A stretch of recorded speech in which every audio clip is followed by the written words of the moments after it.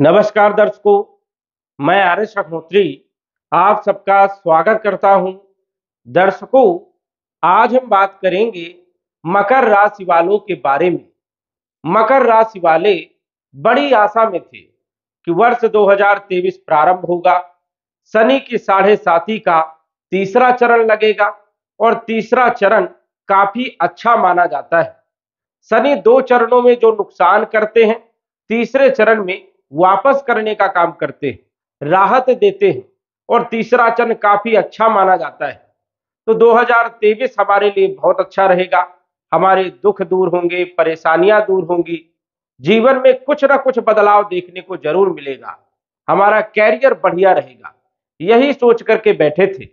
लेकिन वर्ष 2023 प्रारंभ होने को लगभग 6 महीने बीत गए और अभी तक मकर राशि वालों के जीवन में कोई विशेष बदलाव देखने को नहीं मिला।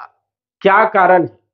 अगले जो 6 महीने बचे हैं, ये समय ऐसे ही निकल जाएगा या इस समय पर कुछ ना कुछ बदलाव देखने को मिलेगा? जुलाई से लेकर दिसंबर तक का समय मकर राशि वालों के लिए कैसा रहने वाला है?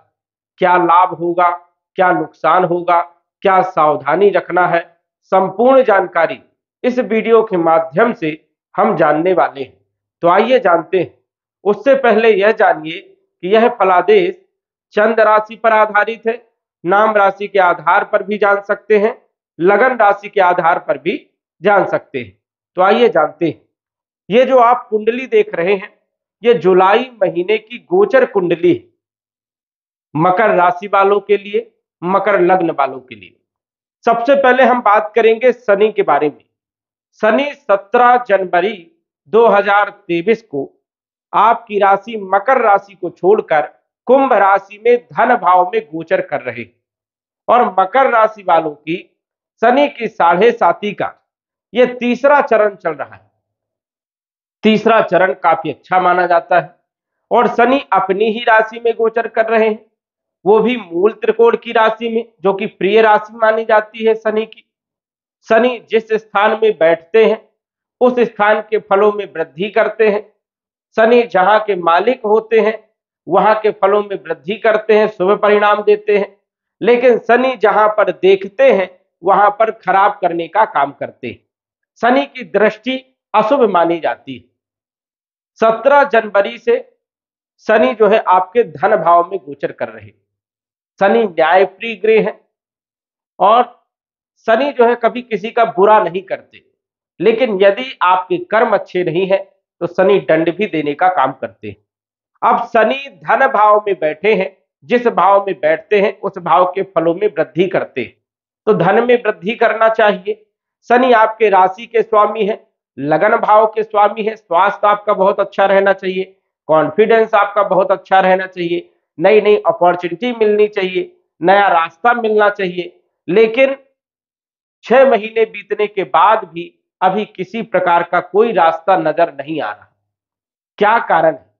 शनि धन भाव में तो गोचर कर रहे हैं और जैसे ही 17 जनवरी को धन भाव में आए उसके बाद मजबूत स्थिति में होने वाले थे कि 3 फरवरी से 15 मार्च तक सूर्य के समीप आने के कारण ये अस्त हो गए। कोई भी अस्त ग्रह अच्छे परिणाम नहीं देता, जबकि बुरे परिणाम जरूर देता है, क्योंकि सूर्य अग्नि तत्व ग्रह है। सूर्य का तेज बहुत होता है और सूर्य के तेज को राहु केतु को छोड़कर अन्य कोई भी ग्रह सहन नहीं कर पाता है। सूर्य के समीप जाते ही ग्रह मुरझा जाता है, अपनी शक्ति का प्रदर्शन नहीं कर पाता है। यही कारण है कि शनि जो है सूर्य के समीप होने के कारण अस्त हो गए और किसी भी प्रकार के कोई शुभ परिणाम नहीं दिए। ना धन के कोई स्रोत बने, ना कहीं अपॉर्चुनिटी में भी कोई ऐसी स्थिति नहीं बनी। तो कहीं ना कहीं इन दो भावों के नुकसान करने का काम कर रहे थे। जनवरी से यदि देखा जाए तो 3 फरवरी से कई लोगों का स्वास्थ्य भी खराब हुआ, मानसिक टेंशन बढ़ गया, कई लोगों की नौकरी चली गई, कई लोगों का व्यापार ठप हो गया, कई लोग आर्थिक नुकसान झेल रहे हैं, कुटुंब परिवार में क्लेश बना हुआ है और शनि जहां पर देखते हैं वहां पर तो और ज्यादा बुरा करने का काम करते हैं। तो तीसरी दृष्टि शनि की चौथे भाव में पड़ रही है, और चौथा भाव होता है भूमि का, भवन का, प्रॉपर्टी का, मकान का, वाहन का, माता का, सुख का। तो कहीं न कहीं इस भाव के फलों में भी कमी करने का काम कर रहे थे। भूमि भवन प्रॉपर्टी से जुड़े हुए कोई काम नहीं बन पा रहे थे। यदि आप प्रॉपर्टी बेचना चाह रहे हैं तो बिक नहीं रही थी, खरीदना चाह रहे हैं तो सही जगह नहीं मिल पा रही है, मन मुताबिक काम नहीं बन पा रहा है, माता का स्वास्थ्य भी ठीक नहीं है, घर में क्लेश बना हुआ है। तो ये सारी समस्याएं जो है मकर राशि वालों को झेलना पड़ रहा है। शनि की सप्तम दृष्टि अष्टम भाव में पड़ रही है।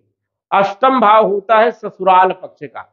ससुराल पक्ष से संबंध कोई अच्छे नहीं है, कोई लाभ नहीं मिल पा रहा है। जिन लोगों ने पैसा लिया है वो देने का नाम नहीं ले रहे हैं, रिकवरी नहीं आ रही है। साथ ही साथ देखा जाए तो व्याधियां, परेशानियां, बीमारियां, मानसिक टेंशन ये ऊपर से हावी है। दसम दृष्टि की बात करें तो शनि लाभ भाव में दसम दृष्टि डाल रहे हैं। अब दसम दृष्टि लाभ भाव में होने से जो लाभ हो रहा था वो बचत नहीं हो रहा है, धन तो जो आ रहा है वो बच नहीं रहा है, व्यय हो रहा है, पता नहीं चल रहा है। और कई लोगों की नौकरी चली गई, कई लोगों का व्यापार चला गया, स्वयं का कोई कार्य था वो ठप्प हो गया, कोई रास्ता नजर नहीं आ रहा है, सारी परेशानियां बनी हुई है। लेकिन 15 मार्च के बाद जब शनि उदय हुए तो धीरे धीरे मजबूत स्थिति की ओर ये बढ़ रहे थे। अब जैसे ये मजबूत स्थिति की ओर बढ़ रहे थे कि गुरु 31 मार्च से 27 अप्रैल तक ये अस्त हो गए। अब गुरु धन के कारक है, धन का डिपार्टमेंट गुरु के पास है। गुरु विवाह के कारक है, विवाह का डिपार्टमेंट भी गुरु के पास है। गुरु संतान के कारक है, शिक्षा के कारक है, ज्ञान के कारक है, ये सब क्षेत्रों के कारक गुरु माने जाते हैं। और गुरु जब धन का कारक है वही अस्त हो जाएगा तो धन कहां से आएगा। गुरु आपकी कुंडली में 12वें भाव के मालिक है और पराक्रम भाव के मालिक है। मेहनत तो खूब कर रहे हैं लेकिन वैसी सफलता नहीं मिल पा रही। कामयाबी आपके अंदर बहुत है लेकिन उस कामयाबी का कोई फल नहीं मिल पा रहा है। जिस चीज में हाथ डाल रहे हैं असफलता मिल रही है, कामकाज करने का मन नहीं लग रहा है, मानसिक अशांति बनी है।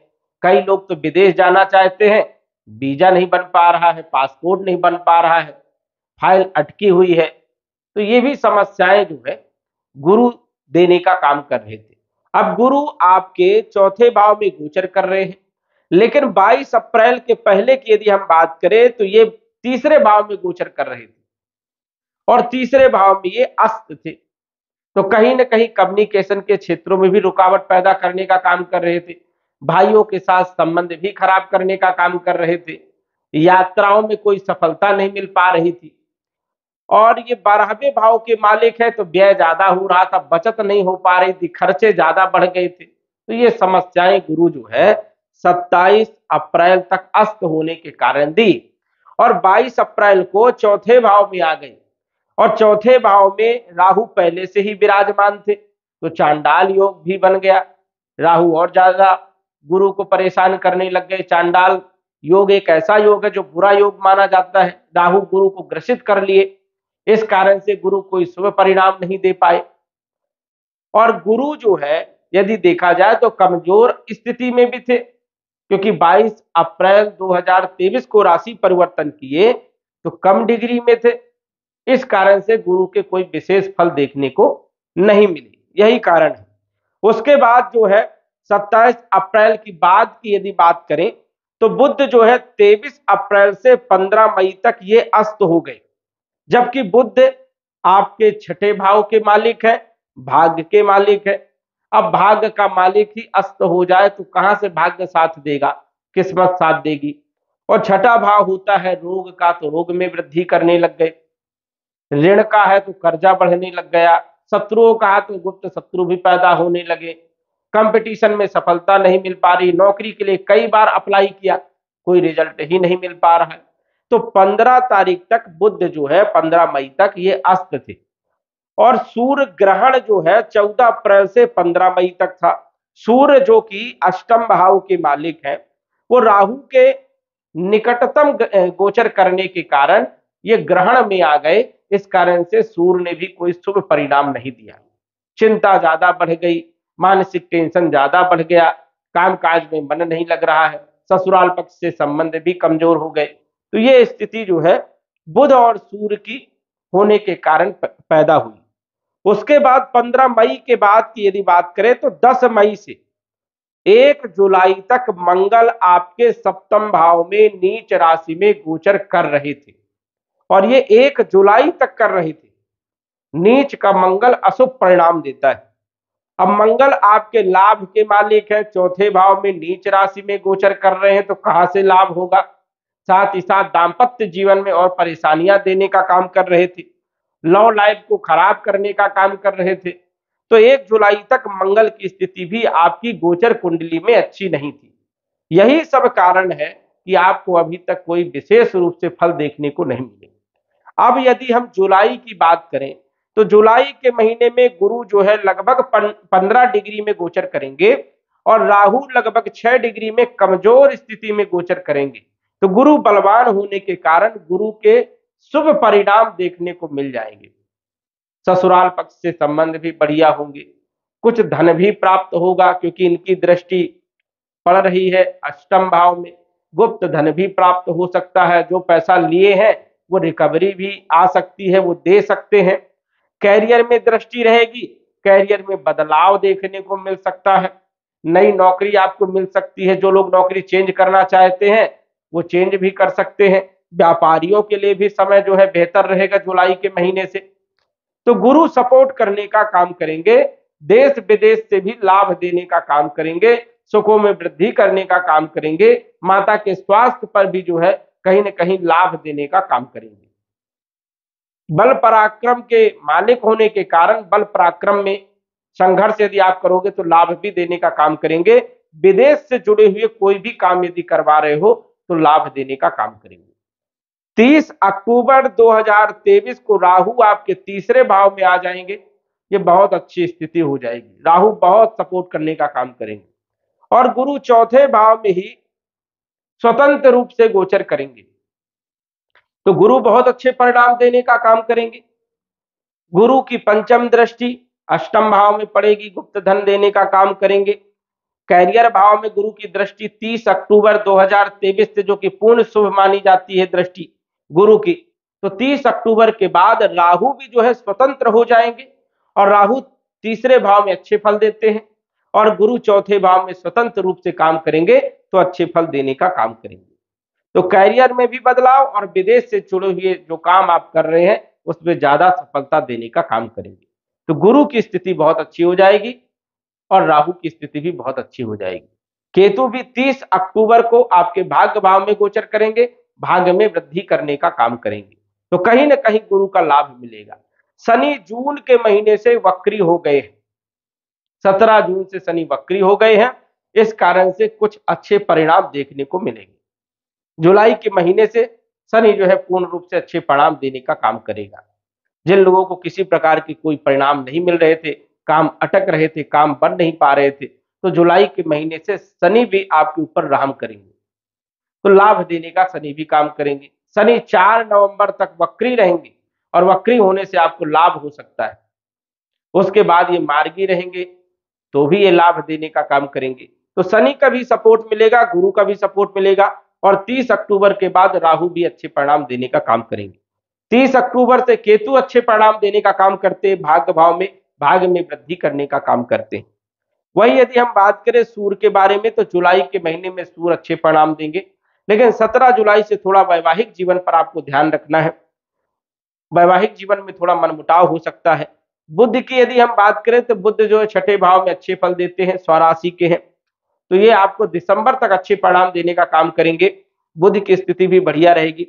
सूर्य जो है अगस्त के महीने में थोड़ी प्रॉब्लम क्रिएट करेंगे, क्योंकि ये जो है सप्तम भाव में गोचर करेंगे, तो वैवाहिक जीवन में थोड़ा मन मुटाव पैदा करेंगे। उसके बाद अपने घर में ये गोचर करेंगे तो अच्छे परिणाम देंगे, और दिसंबर तक सूर्य फिर आपको अच्छे परिणाम देने का काम करेंगे। सूर्य के बाद यदि हम बात करें शुक्र के बारे में, तो शुक्र जो है आपको अच्छे परिणाम देने का काम करेंगे। 7 तारीख से अष्टम भाव में आ जाएंगे। अष्टम भाव में शुक्र अच्छे परिणाम देते हैं। उसके बाद दिसंबर तक शुक्र भी आपको अच्छे परिणाम देने का काम करेंगे। मंगल की बात करें तो मंगल अष्टम भाव में मिले जुले फल देने का काम करेंगे, क्योंकि मित्र के घर में ये गोचर कर रहे हैं। चोट चपेट लगने की संभावनाएं हो सकती है। वाहन चलाते समय भी आपको सावधानी रखना है। मंगल चंडिका स्तोत्र का पाठ आपको करना है और दशरथ कृत शनि स्तोत्र का पाठ करना है। ये 2 पाठ आप करते रहिए, आपको अच्छा लाभ देखने को मिलेगा। तो मंगल भी यदि कहा जाए तो 18 अगस्त के बाद दिसंबर तक जबरदस्त लाभ देने का काम करेंगे और 18 अगस्त के पहले मिले जुले फल देने का काम करेंगे। केतु की स्थिति बहुत अच्छी रहेगी भाग्य भाव में 30 अक्टूबर से, ये आपको लाभ देने का काम करेंगे और बुध भी आपको दिसंबर तक लाभ देने का काम करेंगे। कुल मिलाकर के यदि हम बात करें तो जुलाई से दिसंबर तक का जो समय है ये मकर राशि वालों के लिए काफी बेहतर है और इस समय पर कुछ ना कुछ बदलाव देखने को जरूर मिलेगा। यदि बदलाव नहीं हो रहा है तो कहीं ना कहीं आपकी कुंडली में ग्रह दशा ठीक नहीं है और जो दशा अंतर दशा चल रही है वो आपके फेवर में नहीं है। या तो राहु की महादशा चल रही है, या शनि की महादशा चल रही है, या मारक ग्रह की महादशा अंतर दशा चल रही है, या कोई नीच ग्रह की दशा अंतर दशा चल रही है। इस कारण से आपके जीवन में कोई बदलाव देखने को नहीं मिल रहा।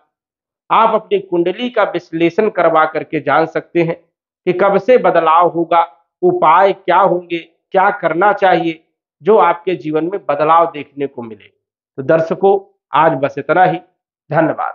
यदि आप अपनी कुंडली का विश्लेषण घर बैठे करवाना चाहते हैं तो दिए गए व्हाट्सएप नंबर से संपर्क करें। साधारण फीस जमा करके आप अपनी कुंडली का विश्लेषण फोन के माध्यम से घर बैठे ही करवा सकते हैं और जान सकते हैं अपने भूत, भविष्य और वर्तमान के बारे में। धन्यवाद। WhatsApp number 94798939